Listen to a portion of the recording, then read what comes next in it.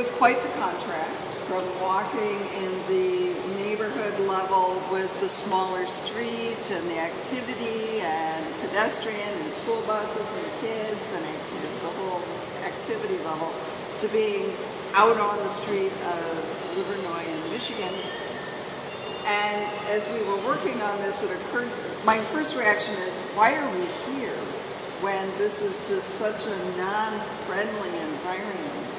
And then it did occur to me, because we have more of these streets in Detroit than we have of those streets. We have a lot more of this wide, overdeveloped street space than we have of these cozy, cohesive districts. So yes, it is important to study this. It is important to look at this. But what we also realize is that we have alternatives. And the difficulty of any kind of north-south movement in this area is that you have barriers down below, which is the viaducts of trying to get into the area on the south. And so it's not like you can just pick a street, because we were talking about why don't we just pick a street and bring it down. Well, that doesn't work, because we have railroad lines, we have a lot of infrastructure down here that won't allow it. Junction, on the other hand, is one of those streets that does allow you to go down. And there were a lot of opportunities on Junction to see it being a calmer street, less traffic. We got out the traffic counts. Not a lot of work has to happen on that to try to encourage more of the bike traffic here. But we still had to think about this and what were some of the solutions. So some of the ideas were, how do we create return lanes, which are illustrated here. And Arnie, do you want to discuss how that works? Yeah. The idea was to start with this one. Yeah. The right lefts. Yeah, because this is from Michigan, and what happens is that the larger trucks uses the bike lane and the last of the parking lane to go to the right, and then you have a dedicated bus lane. So why don't you make it more safe and make a little median here, so the large trucks have to go around it, and the cyclist and the bus can go in easily and smooth and safe. That was the idea on this side. And the other side also make it more clear, less lanes, and switch the bike lane and the parking lane. So there's more space to make separation, physical separations between the bikes and the cars, and especially the heavy trucks. That was the idea of the two things here. Okay.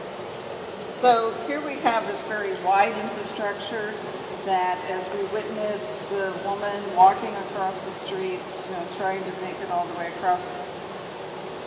The width is there. How do we make it friendlier and more accessible? And so we're working on some strategies on how to create some barriers so that there's not only a barrier so that the parking lane and the bike lane have some separation, but it also gives the pedestrians a chance to have a little break as they're crossing over as well. So instead of focusing on medians in the center of the street, maybe the median is a barrier that's, if the bike lane is directly next to the sidewalk, that there's a way that we have a barrier between it and the parking lane as well. Also looking at ways to green those barriers and helping with the drainage as well. So we have that opportunity. What? We have we need more signage, we need more education. Education is a big thing. As we walked today, we saw all kinds of people parking in the bike lanes and not understanding what, maybe it's because it wasn't completely signed yet or striped yet. It wasn't clear to not have the symbols within the bike lane, so that's a bike lane. Even business owners that are using the sidewalk of the bike lane is their property, the bicyclists to go through. I think education will be key. And the opportunity to rebuild infrastructure is an opportunity to recreate environment in general. And so while there was a lot of concern for the upkeep, the cleanliness, the types of businesses up and down, that having a new environment with encouraging healthier lifestyles could also help flip the script on what the corridor could look like. But in the meantime, also having this opportunity to create an alternate route. And one more thing we didn't talk about, this is a very visible project, so most people know that bike lanes are a reality, and this is a place to start out there biking and see what it can look like, and it's a starting point.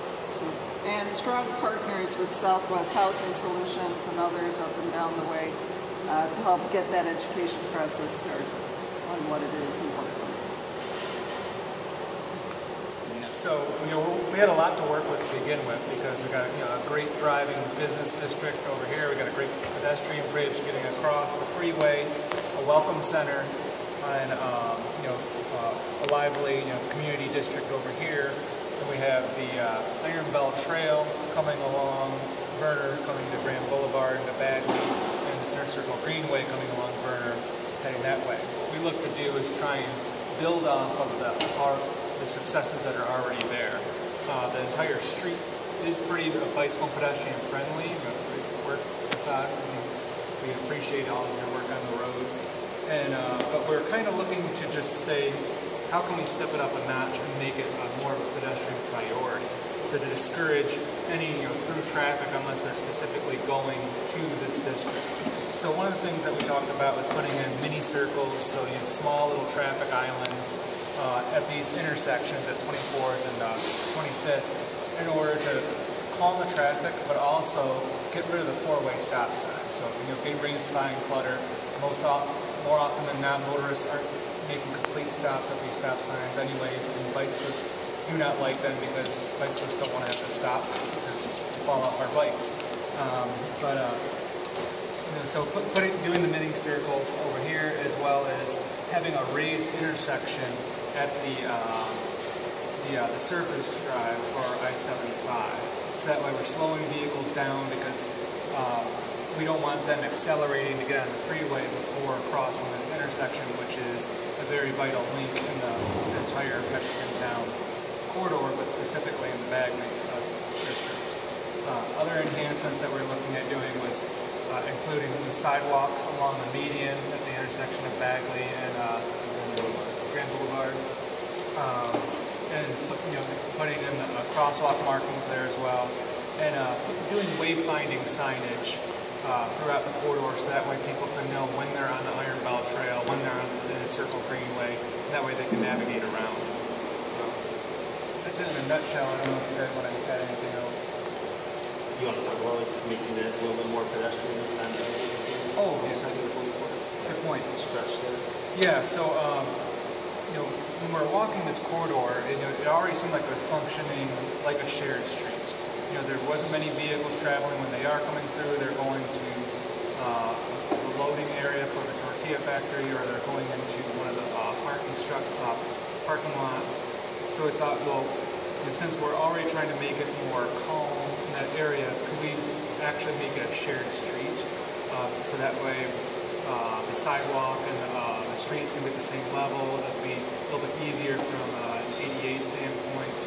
And if the vehicles are already traveling at probably 5 miles an hour or less, it seemed like it just made sense to move it toward the shared street to allow for access still to motor vehicles, but not to actually encourage that. I think there were also some great ideas about the bridge. Yeah. So we're saying that while the bridge is aesthetically pleasing to look at, especially from afar, when you're on it, there is a lack of visual interest, as well as a lot of noise from the freeway below. So some of the ideas that were thought of is from a visual interest standpoint is to there's a concrete section of wall before you get to the fence portion, that can be actually divvied up to local schools to create murals. So provide a lot of color along that plain concrete. So that way there's some visual interest from that standpoint. Talked about potentially putting in planters so that we could have some vegetation in the corridor, but but also putting in, some sort of speaker system, either pipe in some white noise, or maybe even some music that might be played throughout the corridor. So if you're in the restaurant district over here, you might be hearing the same music that's on the bridge that could also be over on the other side near the traditional welcome center and the other buildings. I have a question.